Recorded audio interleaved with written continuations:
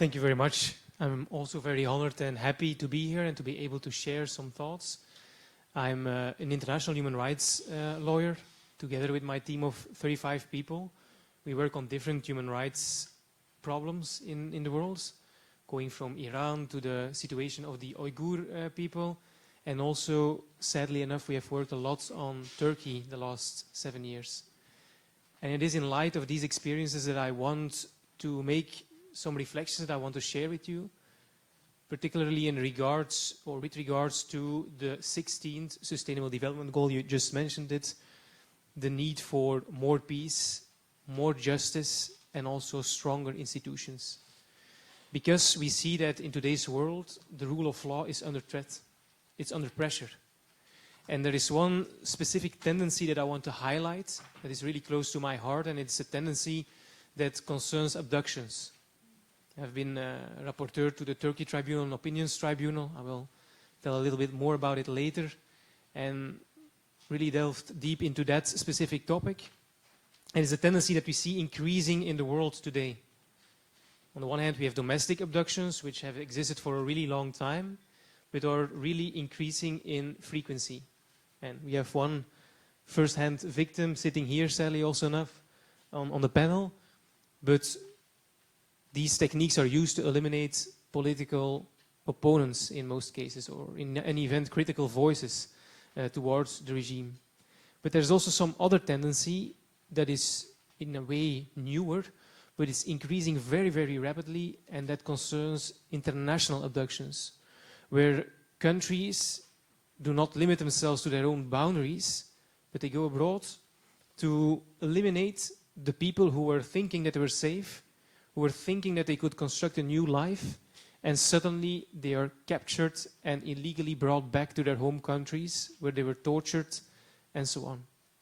And so we see that tendency arising. If I take the example of Turkey, in the last 7 years, Turkey has abducted from other countries, in total 23 other countries, critical voices, people who they consider to be opponents of the regime. So if you think about it, that's like 1/9 of the countries of the world have been working together with Turkey to eliminate critical voices that in fact they have nothing to do with, but because it concerns a purely Turkish affair. And the second worrying aspect of that tendency is that countries like Turkey are not limited by the fact that these people enjoy protection of the United Nations. They're not limited by the fact that these people have double nationalities. They're not even limited by the fact that these people have not lived in the respective countries for many, many years and are doing something completely different in another country.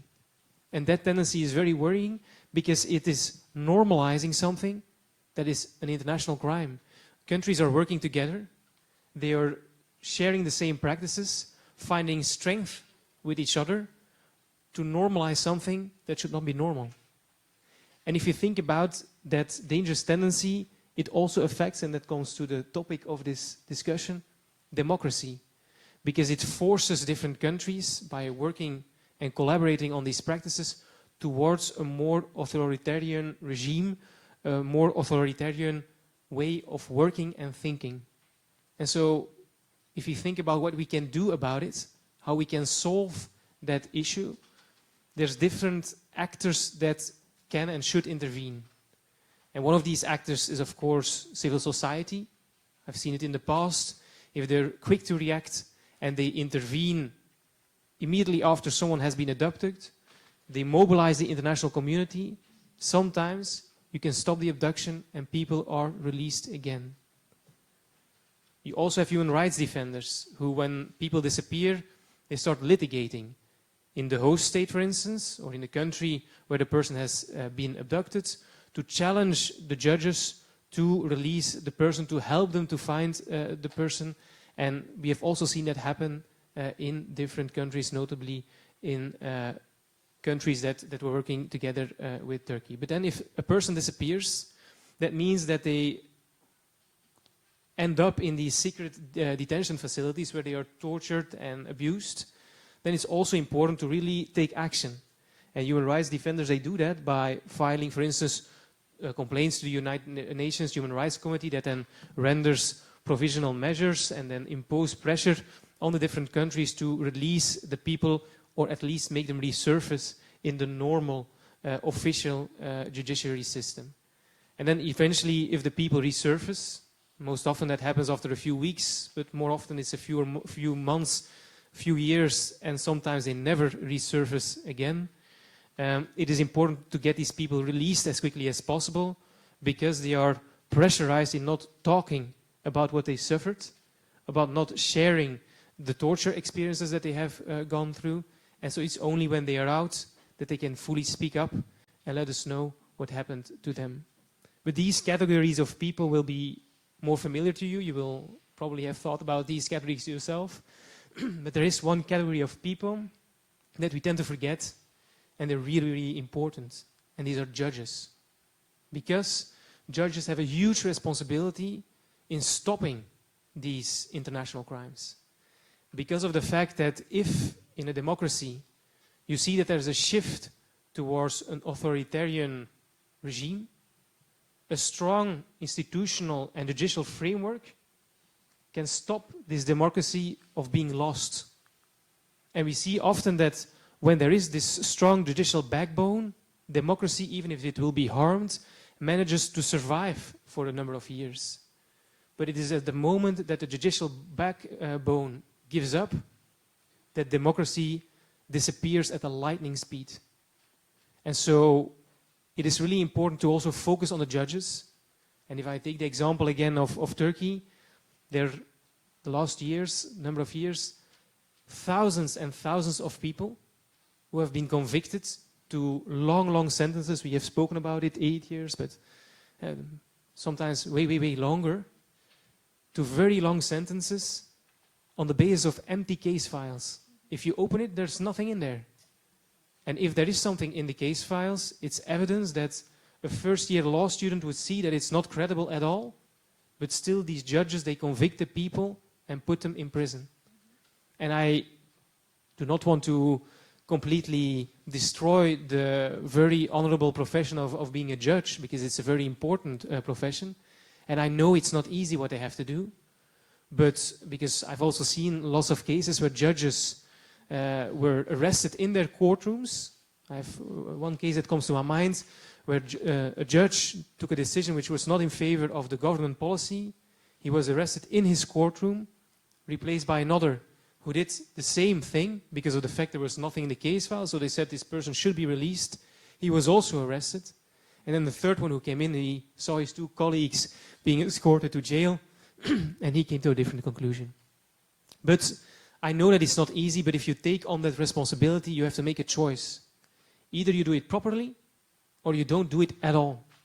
And so it's really important, I think, to on the one hand support the judges who try to do a wonderful job in very hard circumstances, but on the other hand also to send out a wake-up call to show them that there are consequences for covering up these international crimes. And just to give you some examples, what we have tried to do, because it's a very complicated thing if you look at it from a distance, we, for instance, created a Turkey tribunal, where we gathered, it's an opinions tribunal with not legally binding powers, but we brought together judges from all over the world, from all continents, people with lots of experience, and we presented to them 5 topics of serious human rights violations in Turkey. They looked at it independently, and they came to a conclusion that crimes against humanity are being committed in Turkey. And notably, they dedicated a lot of attention to the judges who are assisting, covering up these crimes, or not investigating the crimes that are being committed, for instance, in Turkey. Consequently, we also filed a complaint to the International Criminal Court in this context, because it was remarkable. The Turkey tribunal was followed by 2 million people, and the most feedback that we got, reactions from the audience, came from judges who were asking, will there be consequences for me? Will I be held accountable because I'm functioning in this defunct system? And so for us it showed that the work that we were trying to do, that it had an impact, that it could change something. And so that was also the reason why we filed the complaint before the International Criminal Court, not only against the politicians, the secret services, the police officers who are participating in these crimes, but also against the judges covering up everything that the other actors in this context have been doing. We're also working a lot around universal jurisdiction.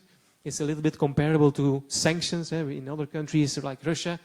It all sounds or feels for them like there will be no consequences, but then if they want to travel abroad for a holiday or their children study in some place and they want to go to visit them, the risk that then they might be arrested for the crimes, the complicity in the crimes that they have been helping to commit, well, that sometimes helps to change the mindset of the people.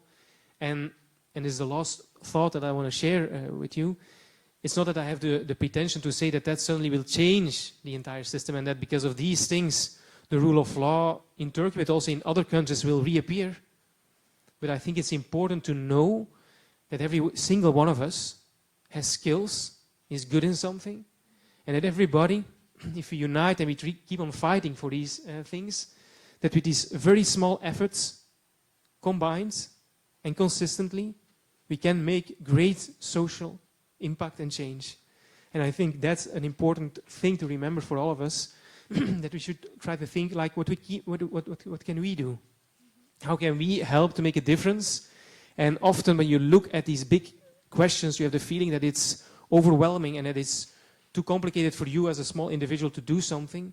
But every single one of us can do something to change these situations. I've spoken a lot about Turkey, but also in the many other countries that are fighting against these same human rights issues. I thank you.